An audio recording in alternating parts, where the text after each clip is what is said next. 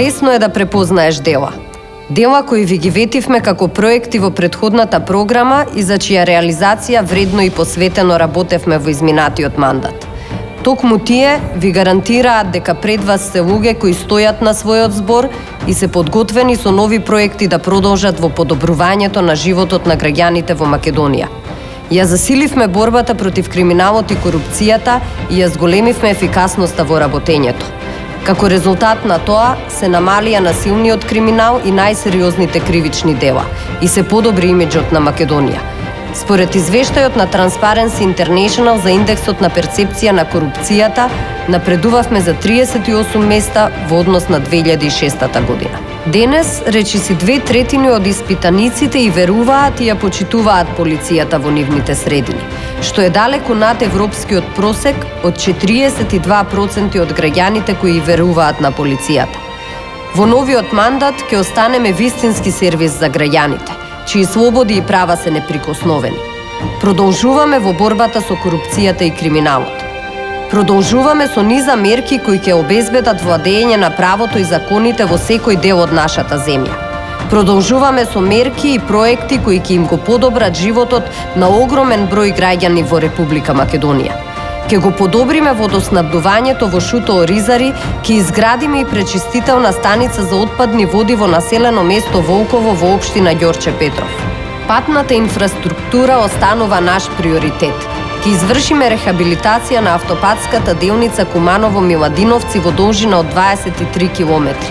Ке изградиме експресен пат од Куманово до границата со Република Бугарија, ке работиме на делницата Ранковци-Крива Паланка со можност за идно прераснување во автопат, исто така ке го наддоградиме патот за Чучер-Сандево, а и ке ја изградиме и реконструираме пругата на делницата Куманово-Белјаковци. Продолжуваме со поддршка на земјоделците со нови 600 милиони евра субвенции, односно 150 милиони евра за субвенции на годишно ниво. Ке ја гасифицираме Македонија, а проблемот со наводнувањето кој ги мачи земјоделците ке го решиме со изградба на неколку системи за наводнување. Продолжуваме со нови инвестиции во образованието. Ке продолжиме интензивно со изградба и реконструкција на основните и средни училишта. За модернизирање и подигнување на квалитетот на наставата за нашите ученици, ке набавиме 300.000 таблет компјутери за сите ученици во основно и средно образование. И во наредниот период ке продолжиме со трендот на зголемување на пензиите за 21,5%, односно по 5% годишно секоја година.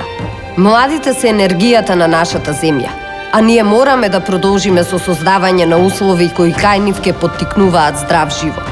Во наредниот период ке продолжиме со изградба на нови и реконструкција на постоечките спортски сали.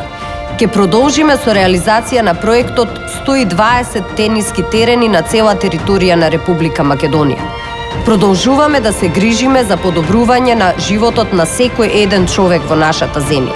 Продолжуваме да градиме сигурна и силна Македонија.